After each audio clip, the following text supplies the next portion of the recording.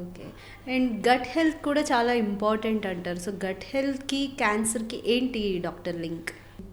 So gut health గురించి మాట్లాడుకున్నప్పుడు మనకి ట్రిలియన్స్ ఆఫ్ బ్యాక్టీరియా మన గట్లో ఉంటాయి. ఓకే, ఏ ఇంపార్టెన్స్ ఏంటంటే మనకి డైవర్సిటీ. నాకు 100 రకాల బ్యాక్టీరియా ఉంటే నా గట్ హెల్త్ బాగున్నట్టు. Limited, for example irrational antibiotic use, antibiotics అవసరం ఉన్నా లేకపోయినా వాడటం, కోర్స్ కంప్లీట్ చేయకపోవటం, multiple times over a period of years తీసుకున్నప్పుడు మనకి గట్లో బ్యాక్టీరియా ఇంకా చాలా ఫ్యూ బ్యాక్టీరియా, అంటే నంబర్స్ పరంగా ఎక్కువ ఉండొచ్చు కానీ డైవర్స్ ఉండవు. ఓకే, సో దానికి మన ఓవరాల్ హెల్త్కి లింక్ ఉంది.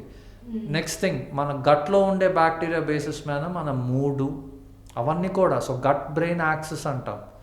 థర్డ్ థింగ్, స్పెసిఫిక్గా క్యాన్సర్ విషయానికి వస్తే, ఫర్ ఎగ్జాంపుల్ మీకు ఇమ్యూనోథెరపీ అనేది వినే ఉంటారు క్యాన్సర్ ట్రీట్మెంట్లో. కొన్ని స్టడీస్ ఉన్నాయి.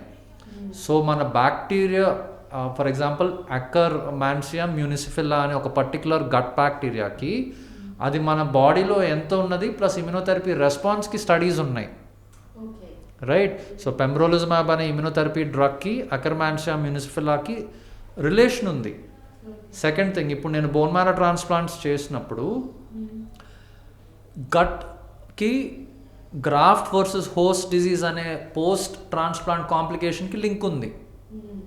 సో డైరెక్ట్గా ఏదో మన ఓవరాల్ హెల్త్ కాదు, మన క్యాన్సర్ ట్రీట్మెంట్ ఇస్తున్నప్పుడు మనం దాన్ని ఎంత బాగా టాలరేట్ చేస్తాం, అవుట్కమ్స్ ఎలా ఉంటాయి, రెస్పాన్స్ ఎట్లా ఉంటాయి, వీటన్నిటికి కూడా సంబంధం ఉంది.